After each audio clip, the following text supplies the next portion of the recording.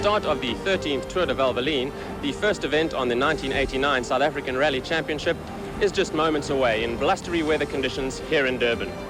A record 63 entries have been received by the organisers, of which the leading contenders for line honours should be Cyril van der Merwe and Frans Boshoff in the new Golf Synchro, Serge Damso and Vito Bonafide, last year's winners in the Toyota Conquest, as well as Hannes Grobler and Piet Swanepoel in the Nissan Skyline. The prospects are for a great 2 days racing. I spoke to clerk of the course, Billy Blum, about the new route. We're actually going up on the Natal North Coast today, and we're using the Natal South Coast tomorrow. You've had a great deal of rain over the last few days. Has this affected the course? It did have a great effect on the course, but fortunately the bulk of the rain happened about a week or two ago, and a lot of works have gone into the roads, and a check yesterday and a day before yesterday has shown that the course is in a very good condition. The 1989 Tour de Valvoline got underway with the field wide open to surprises because of the recently introduced new rally rules. Now the Class B cars, such as the Golf of Johan Evertser and Steve Harding, would have a much better chance of keeping up with cars in the Class A category, where the extremely powerful supercars had now been outlawed, resulting in the entry of more standard type cars which conform to World Rally rules.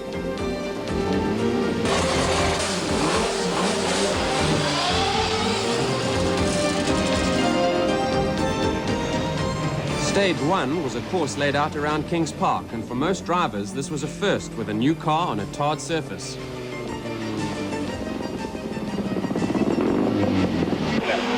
So here comes car number 2, that's the car. The leading cars showed their paces through the tight course, but no one could beat the time of 1 minute 23 seconds set by Roelof Vecken in a Class C Toyota.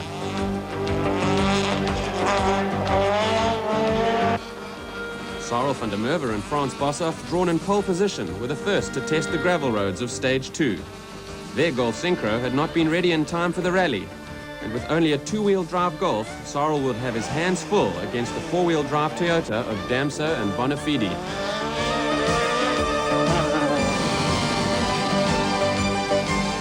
Car number 2, the Golf GTI of Evertser and Harding, was flying through the stage. This team was a strong contender to win Class B, and they were proving a force to be reckoned with. But all eyes were on last year's winners, Serge Damso and Vito Bonafide in their four-wheel drive Toyota Conquest. The extra traction obtained by accelerating with all four wheels was what was needed on these roads.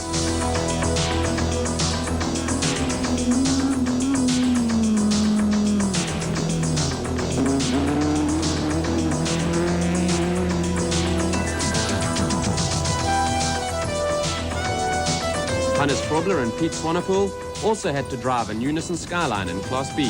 The bigger vehicle called for special skills to negotiate the narrow roads, but Grobler's experience made it look easy. Another Nissan Skyline which showed great potential from the outset was that of Jannie Hubberg and Douglas Judd.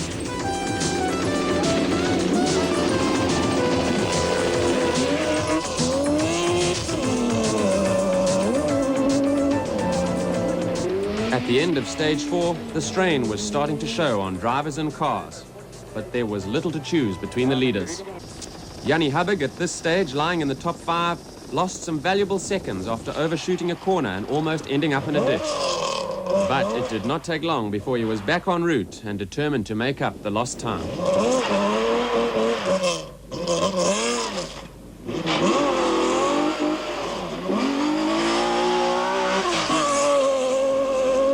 Teammates Cassie Coetzee and Wiley Harrington and their Nissan were driving consistently and also had their eyes on the Class B trophy.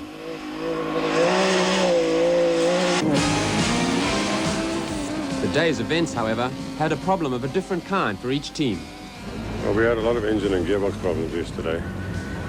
The engine problems we can't solve because it's a sort of a hybrid engine. We haven't got all the parts from Germany yet, something they're developing here. So we're sitting with not the power we should have. And yesterday we had quite a few problems with the gearbox. The exhaust overheated one of the plastic couplings, and I couldn't get first and second on quite a few stages. So we didn't have that happy a day, but otherwise it wasn't too bad. How did you find the roads? Roads are very good. Still up there amongst the leaders were Serge Damso and Vito Bonafide. We didn't have much chance to try the car yesterday at all, so we went to the start, and I must say for the first time out it's behaving very well. And the route, how did you find the route? Well, Durban roads are beautiful. I always enjoy coming to Durban because the roads are so good here. Lying 1 second behind Van der Merwe, the Conquest still had a tough time ahead. Probler and Swanepoel were maintaining their 5th position in their Nissan Skyline. There's lots of development we can still do on the car, but that we must do after a rally. We can't do it now. But we're very happy with the performance of the new cars up to now. Is it a big difference to what you were used to, the other car? Yes, definitely. I thought there was something wrong with the engine yesterday, but apparently all these cars haven't got that power, you know. At the end of day 1 and an arduous day on the North Coast roads, the cars returned to Durban for the overnight stop and any necessary maintenance and much needed respite for the drivers. Unofficial positions at this stage are: leading is Serge Damso by 28 seconds from Cyril van der Merwe, with a further 7 seconds to 3rd place Glyn Hall. The Durban Exhibition Centre was the scene for stage 9 on Saturday morning. A tight course had been laid out and Jannie Hubbig, who had the 3rd best time of the stage, just made it through the course before the back of his car went into a slide.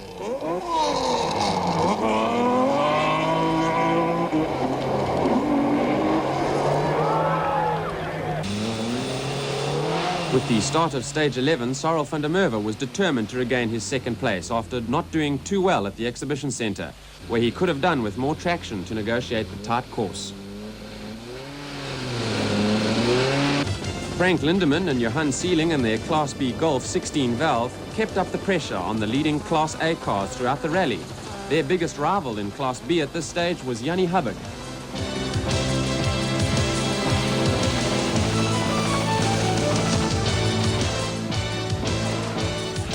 In stage 12, the experienced Roelof Fecken and Francois Jordan in their Class C Toyota Conquest, still showing great ability. Teammates Glenn Gibbons and Peter Cuffley were close behind them through the Beneva sugar plantation. Car number 11 was the Nissan dealer team of Dickie Klaver and Guy Hodgson in their Skyline, maintaining their position in the first 10.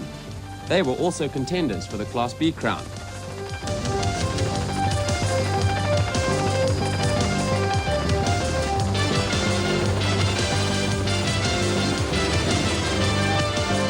Unfortunately, the rally took its toll, and one of the victims was Enzo Kuhn. Yes, well, this is my first year in the Toyota team, and we were very lucky with the car. The handling was excellent. That we were leading the class, and well, the motor just seemed to run on 2 persons from the half of the stage, and then near the end of the stage, it just cut out completely, and we just opened the motor, and it seems like the camshaft is broken in 2.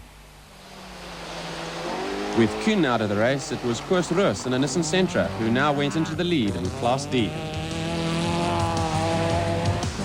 The backmarkers too came on hard times. Ons het net te vinnig om 'n draai gekom met 'n sloot aan die linkerkant. Dit het my agterwiel in die sloot ingegaan en toe het my voorwiel 'n klip geslaan.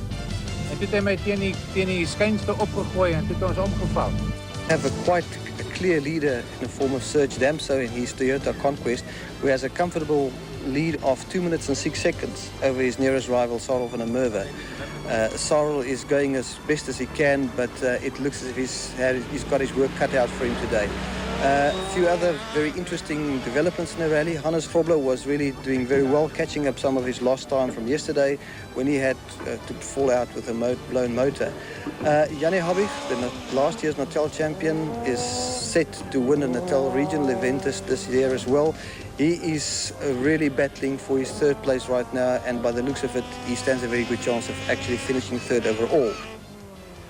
But nothing was going to stop the Toyota of Damso and Bonafide, now in the lead. Stand back, please. Van der Merwe and Boshoff were fighting a losing battle against the Toyota Conquest.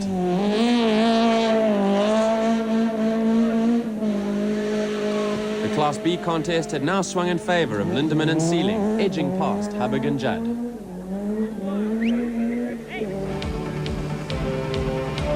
The start of the last stage and the top positions seem assured. The countdown to send the competitors on their way for the last time.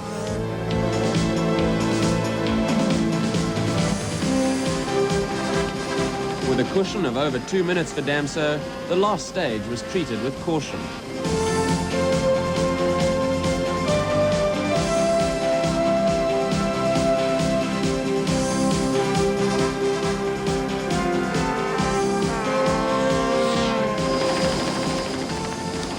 VW Golf GTI of Frank Lindemann and Johan Seeling had a consistent 2 days and fittingly were rewarded with the Class B laurels.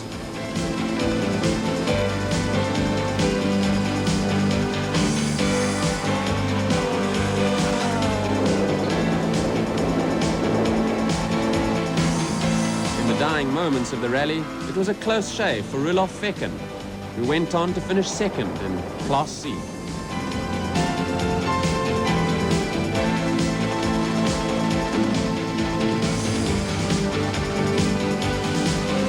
After a tough 2 days, the unstoppable Serge Damso and Vito Bonafide retained their Tour de Valvoline title.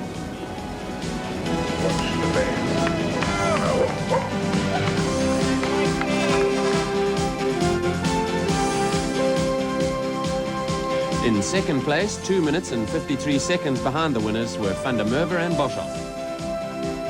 In third place overall and winners of Class B were Lindemann and Seeling, a mere 9 seconds ahead of Jannie Hubberg and Douglas Judd in their Nissan Skyline. In Class C, it was another Toyota victory and a lone title for Nissan in Class D.